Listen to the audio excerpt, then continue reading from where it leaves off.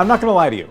If it feels like the YouTube algorithm is ignoring your smaller YouTube channel, that might be because it actually is. But there is also a simple way that you can address this. We wanted to find the ultimate answer to why channels feel like they get stuck in the land of no views. So we went straight to the source. Oh my gosh, the algorithm changed. I'm not getting as many views. That's Todd. He works at YouTube, and he knows the YouTube algorithm like the back of his hand. He's also, friends with Mr. Beast. So if there's anybody that knows how to get on the good side of the YouTube algorithm, it's gonna be Todd. Todd actually gave us 5 YouTube insights that you're not gonna hear on any other YouTube algorithm video. It was his last tip that especially threw me off, so trust me here. Watch these tips and watch them in order if you want your small channel to turn into a big one. Choose to ignore these tips, and the YouTube algorithm may just keep ignoring you. So let's get into it. Here's what creators have gotten wrong about the YouTube algorithm. The main job of the algorithm is to serve the user when they show up.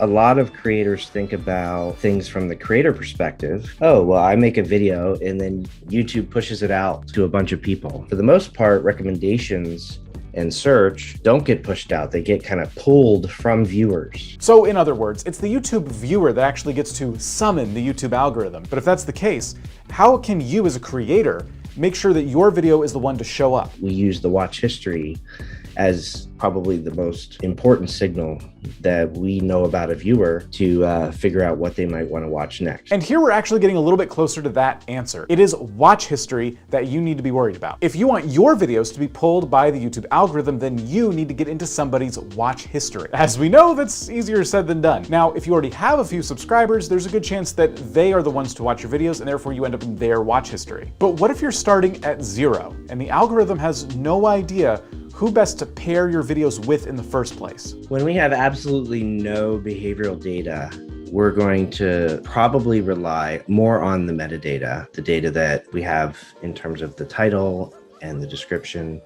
And I would say search is probably the first place for fresh videos. You upload a brand new video around Minecraft, we're going to consider that video when somebody searches for Minecraft based on the title and description. Okay, so this is helpful. YouTube search, your title and your description, these are things you can be focused on to start bringing in those new viewers when you're starting from 0. But maybe you feel like you're already doing this and yet you're still struggling. What else could possibly be wrong? Todd had an answer to that too. I would discourage creators from trying to compete in the most competitive spaces in the world. And so rather than go after the Minecraft query, for example, you might want to find a niche that isn't already being served by a million other videos. As you search around, maybe use Google Trends, spend time looking at what viewers see and see where can you produce the best video that's going to be better than what's already there, because that's where the opportunity is. I love it that an employee at YouTube is calling a spade